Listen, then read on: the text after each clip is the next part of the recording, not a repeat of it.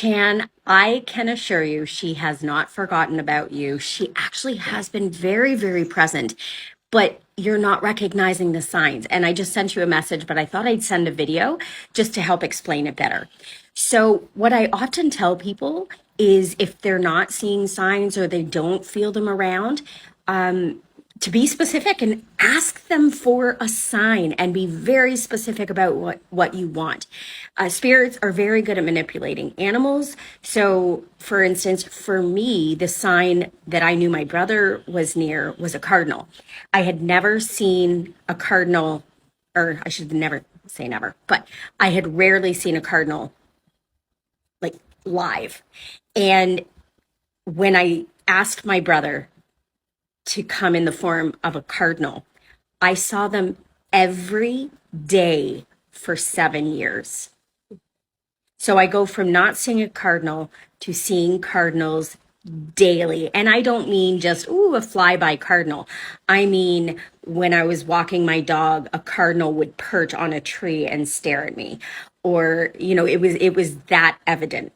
And for my mom, it was a white butterfly. So my brother came to her in the form of a white butterfly. I now live somewhere where there are no cardinals. So I said to my brother, now what are you going to send me? Because there are no cardinals here. And a white butterfly flew in front of my face while I was swimming in a pool. And I thought, okay. So he has now switched that to a white butterfly here while I am living in the Dominican Republic. So ask your mom for a sign and be specific on what that is. It could be a knocking sound. It could be hearing chimes. It could be a bird, a butterfly, something that you will easily identify and recognize. And she will oblige. But I always say be open to how it's delivered. So for instance, if you ask for a sign like a butterfly, or let's say a feather, you want to see feathers, which is a sign, or coins are also a good sign of our loved ones being around. When you find coins all over the place. So when you ask for something like a feather, it may come in the form of a feather, a real feather, but it could also be that all of a sudden you're seeing feathers show up on all your social media pictures, or that, you're out and about and there's a billboard and in the picture is a feather. So it could be in whatever form, it's going to be in whatever way that she can connect and communicate with you. So ask. What is my biggest takeaway communicating with spirit? Awesome question. Let me tell you. The things I hear the most from spirit are, if only I knew then what I know now. If only I had lived more while I had the chance. The things humans think are important are not important. Time to reprioritize your life. Stuff is just stuff. Go out and make memories. Those last a lifetime. Death is the easy part. It was living that was hard. And one thing no spirit has ever relayed to me, ever, is that they wished they worked more. Do we all have the ability to become a medium, or is it something you are born with? I love this question. Thank you for asking it, Zach, because this is actually something that I'm working towards, because everybody has the ability to connect with spirit, to be a medium, to be a psychic medium. We all intuitively have that ability. Some more than others. Some are just more in tune with it. And it can be learned. And so what's exciting about this, and I've already started putting it out there, I have a product in the link in my bio, which is teaching you how to connect with a deceased loved one yourself. And it's a guided meditation to help you learn to make that connection. My own experience with this is I was very in tune as a child. I communicated with my guardian angel and my mom thought it was an imaginary friend. But I could see her. I played with her. She looked like me. And it turned out she is my twin. That I didn't know I was a twin until my mom told me 10 years ago, I was telling a story, that I was supposed to be a twin, and my twin died in utero. And it was then everything made sense to me. And it wasn't, life happens and things happen to you. And for me, there was a bunch of trauma. There was a bunch of trying to repress emotions. And it wasn't until the rug was pulled out from under me when my brother was killed very unexpectedly that I was thrown into this turmoil. And it was through my healing process that I tapped back into those abilities, and here I am. And so for me, it is so important to help people through their grief process in learning to understand that they themselves can connect to their loved ones. They can connect to spirit, to their angel team.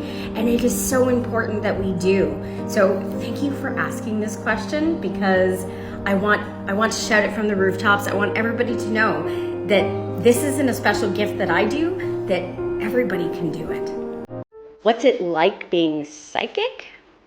It's awesome, but it sucks.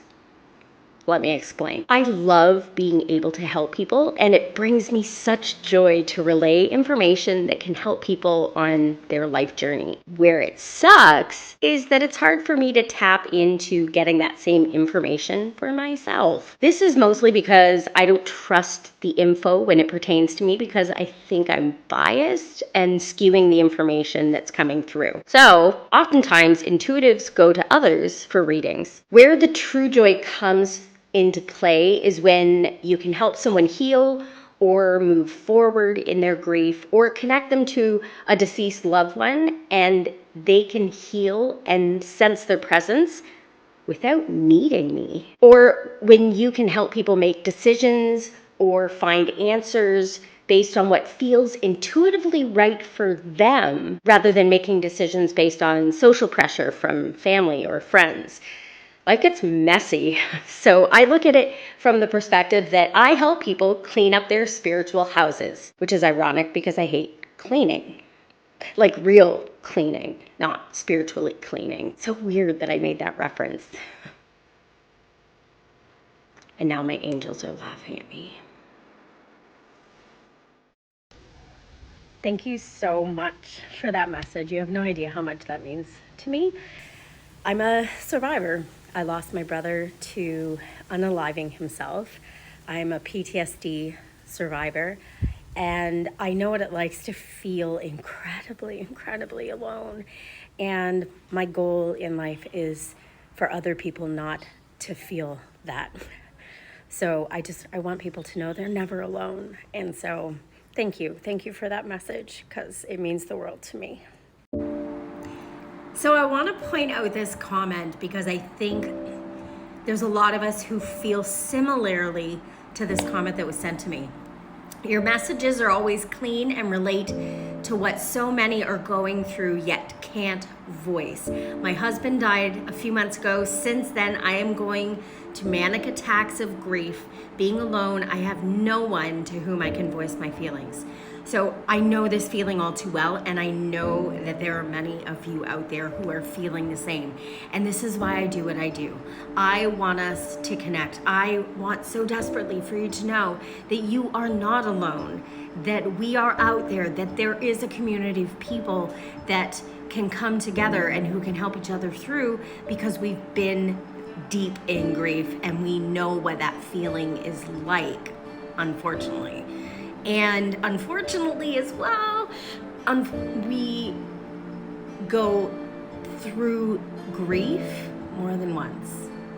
I wish it was only a one-time deal, but we know that throughout our lifetime, we will lose many people. So I've created a community to help all of us get through. And I call it the Grief Relief Community. And it's a membership. It's $15 a month. We get together live once a month on Zoom where we can talk about these feelings. There's no judgment. There's no confusion. as to whether or not we will be accepted for how we're feeling, and there are no wrong feelings. And we seem to think that grief should only be sadness, but it's so much more. There's anger, there's confusion, there's desperation, and of course, there is that deep-seated sorrow that we just can't describe or explain unless somebody else has experienced it as well. So I'm creating this community because I want there to be somewhere for all of us to go and to be together, and to know that at any time we can shoot out a message and know that somebody will be there listening, somebody will be there responding, and somebody will be there fully understanding what that feeling is like for us, what we're going through, because grief ebbs and flows. It's not linear by any means. And so there are moments we feel like we're okay and all is going well. And then we get triggered and we get smacked in the face with it, and we don't know what to do next. So I've created this grief relief community so that we have somewhere to go. So join me now. The link is in my bio. And let's create that space for all of us to learn, to grow, and to support each other through grief. People ask me all the time, how do they receive messages from their loved ones? So I had an experience a couple days ago. I've been going through a tough time, and for the first time in a long time, I asked my brother, who died in 2013. I said, you need to help me. I need guidance. You need to give me a sign, show me a sign that everything is going to be okay. And an hour later, I received a message from one of his best friends who I haven't heard from in at least a decade. And I started to cry because I asked my brother for a sign and he obliged through his best friend. And so when I get asked those questions, how do I know they're around me? Ask them for a sign. They will show you.